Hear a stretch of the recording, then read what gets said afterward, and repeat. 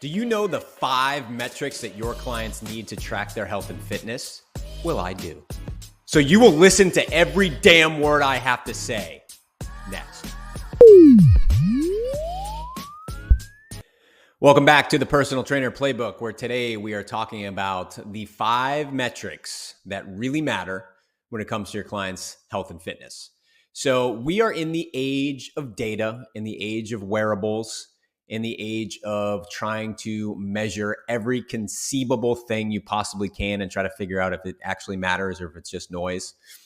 I'm here to tell you today that a lot of it is noise, and there are really 5 metrics that you can focus on with your clients that are actually going to move the needle, that are actually going to result in tangible changes in their health and fitness. And it can relieve them of some of the stress of worrying about some of the other shit that just doesn't really matter if you focus on these 5 things. Okay, so what are the criteria we are going to use for selecting the 5 metrics that we think are the most important? So number 1, it has to be an objective measurement. This doesn't mean that subjective measurements don't matter, but for this specific list, we're gonna focus on stuff that's objective. They're numbers. We can track them. We can measure them. This is what we're talking about with these specific metrics. Number 2, it needs to be something that we can train in the gym and is adaptable. Otherwise, why the fuck are we worrying about it, and why are you worrying about it as their trainer? If it's something that you have no control over and you can't change it, we don't want to worry about it for this specific list. Number 3, it needs to be relatively easy to measure. Now, there's a couple things in here that you can really only measure with a DEXA scan or an in-body scan, which I fully admit most gyms don't have, at least a DEXA. A lot of gyms will have an in-body, which is a bioelectrical impedance. But a DEXA scan is, $100, $150 maybe. It's not an incredible amount of money. It's not something you want to go and do every week, but a DEXA scan is readily available. So it can be useful as particularly for a couple of things on this list. Number 4, it's not largely genetic. Now, all of these metrics are going to have genetic factors. That's absolutely true. But we don't want to pick things like height or, blood pressure, things that are largely immovable based on genetics. Blood pressure you can affect with certain things, but a lot of times it's a genetic, a hereditary trait. Your height, we can't really change, so let's not worry about that. And number 5, we want to see metrics that are measurable over time that we can improve. So something that's easily measured, that we can work on in the gym, and that we can see progress over time. If those things are all true, then we come to these 5 metrics here, and we're going to start with number 1. For more videos on personal training, click the subscribe button below. And for the 30-day email series on how to make more money as a personal trainer, click the link in the description. If you don't, I don't know what to tell you. You're going to die alone. Probably my favorite one on this one is called resting heart rate, or RHR. So what exactly is resting heart rate? Well, very simply, it's the number of times your heart beats in 1 minute. And we're going to measure this in BPMs, beats per minute. You can do this by just measuring your pulse. The best time to do it is, right when you wake up in the morning, so that you haven't accumulated any fatigue and your heart hasn't really had to do any work at that point. So you can grab your pulse with your finger, count the steps or count the time on a clock, or many wearables offer the ability to measure heart rate, and you can just track what it is over a minute. Again, best to do this in the morning, not after you've exercised, not late at night because you're going to have accumulated fatigue by then. Do this first thing in the morning, get your resting heart rate. Why is this metric important? It's the simplest and cheapest way to approximate your cardiovascular fitness. Well, what does that mean? How good a shape are you in? Very simple. How good a shape are you in? You can tell a really reasonable snapshot with resting heart rate.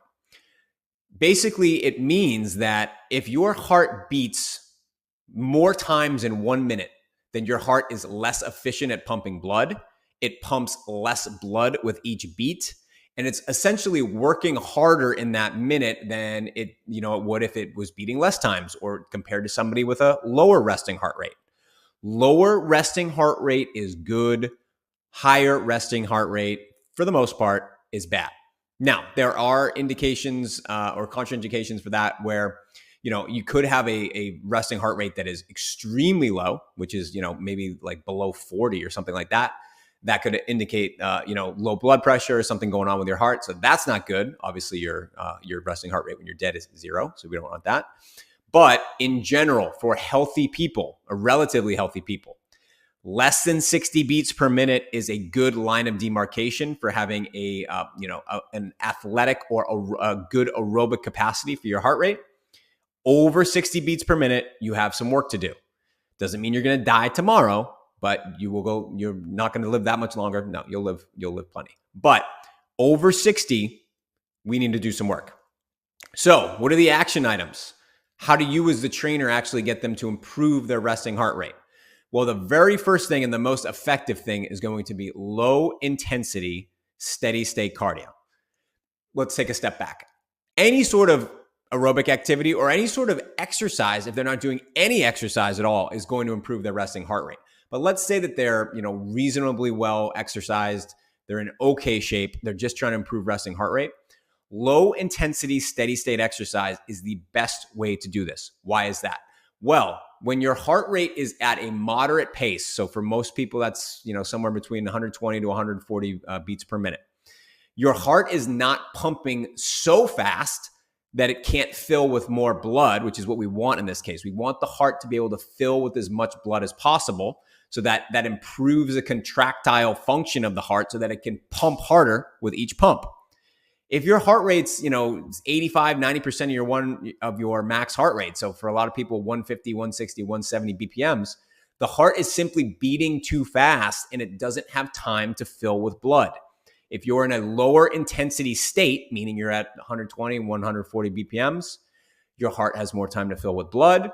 It becomes elongated and then it can pump harder with each beat. That is going to lead to the changes you want to get a lower resting heart rate. So what do you do for low intensity, steady state? You can walk if you're really out of shape. You can go for a jog. You can go walking on an incline treadmill. You can do the stair climber. Whatever you need to do to get to that 120, 140 BPMs, that's what you need to do for low intensity, steady state cardio. All right, number 2. Everyone should know this. Body fat percentage, and I'm going to give a little extra bonus for visceral fat, which we'll talk about in a second. So what is body fat percentage? The percentage of your body weight that is fat tissue. So how fucking fat are you? How much pudge you got? That's what body fat percentage is measuring. Now, there really are 2 types of body fat measurements, and one of them is called subcutaneous fat, which it literally means subcutaneous, so under your skin. This is like the fat underneath your skin that you can actually pinch. And this fat ain't that bad. This fat in a lot of ways is good because it's a storage depot for energy for when your body needs it, but it's not inside your body in the same way that visceral fat is. Visceral fat is the fat that surrounds your organs and surrounds basically your abdominal cavity. And the reason this is so bad is because this is highly inflammatory and it has a high degree of influence over your metabolic health. Visceral fat leads to all sorts of chronic diseases. Anything involving insulin resistance, visceral fat bad. Type 2 diabetes, pre-diabetes, all of those diseases are heavily influenced by visceral fat. It's linked to all sorts of other chronic diseases, cancer, dementia, all things that essentially you're talking about the dysregulation of energy in your body. That can all be detrimental or can all be caused. That can all be influenced by excess levels of visceral fat. So what are you looking for a body fat percentage? Well, for most men, this is going to be highly age dependent. But for most men, if you're going to be under, 20%, let's say you're a middle-aged guy, under 20% is pretty good. Under 15% is really lean. And under 10, you're fucking shredded. You're going to walk on stage at a bodybuilding show. If you see somebody that says they're under 10% body fat, they're going to be really skinny or really shredded. They're probably not under 10, but maybe take them for their word. Women are different. Now, women are going to have higher levels of body fat because of that whole, given birth thing. So Most women, let's take a middle-aged woman. If you're under, 25 to 30% body fat, that's pretty good. If you start to get under 20, you're going to be really lean for a woman. Getting under 15 or even in the 10 range is probably not great for most women because you're going to start to see hormonal effects of that. Your estrogen levels will get affected. Even testosterone levels in women will be affected by minimal amounts of body fat. So there is a sweet spot more so for women. That doesn't happen as much for men because fat is a protective mechanism for a lot of the organs in your body. So you do need it, especially that subcutaneous fat. All right, number 3. Here we go. Bone mineral density. So this is one you probably would not have thought of in terms of a metric you want to look at, but it is really, really important, especially for your older folks and your older clients. What exactly is bone mineral density and why do we care? It's the measure of the amount of mineral. So these minerals in this case is mostly calcium and phosphorus that are in your bones. And you can have this tested in a specific spot. A lot of times they're going to do it in the spine or the lower back, and then they're going to do it in the hip. These are the reasons they do this is because this is typically where people get fractures, especially in the hip. So why does this matter? Well, the stronger your bones are, the less susceptible you are to fractures, especially as you age. Here's a really good, a simplistic way to explain what happens when you fall as you get over the age of 60. You fucking die. That's right. So over the age of 60, most people that fall, so the majority of falls end in fractures. Those fractures, most of the time, are going to end up in death within 2 years if you're over the age of, I believe it's 65. Okay? This is a really, really big deal. Now, does strength matter? Does mobility matter? Yeah, those things matter. But if you fall and your bones are brittle, they're going to break. And if they're stronger, they're going to be more resilient to that break. So this is the best gateway for older people, for me at least, to be able to talk about the benefits of strength training, and not just strength training, heavy strength training.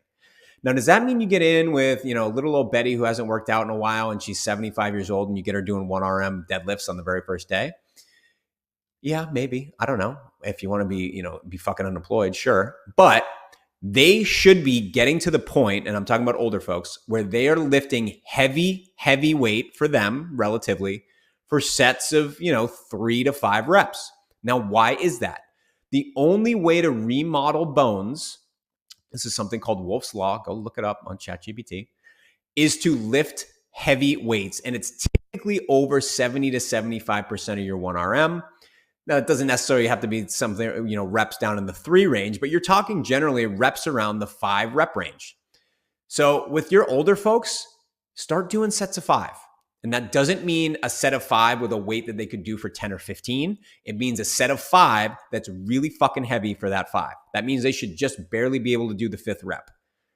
Ease them into it, but this should be the goal, and explain to them this is the only thing that's going to improve their bone mineral density. The only other thing that will help is eating a lot of protein, eating a lot of calcium, and avoiding things that deload your spine. Again, swimming, bicycling, those things are great for cardiovascular fitness. They're great for some mobility. They're not great for your bones because they deload your bones. We need your bones to be loaded, especially the bones of your spine, so your axial skeleton.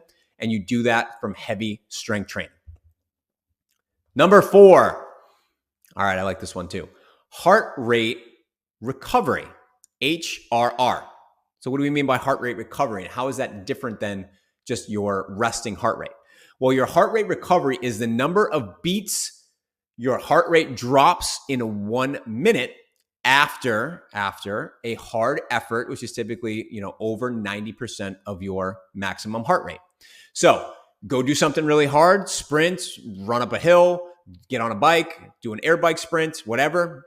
Do that as long as it takes to get your heart rate above 90% of your max. Stop, take your heart rate, get out a stopwatch, see where it is after a minute. You can do it by getting your pulse. It's probably easier to use a wearable or a chest rate strap, chest. God, I'm fucking dumb. A heart rate chest strap.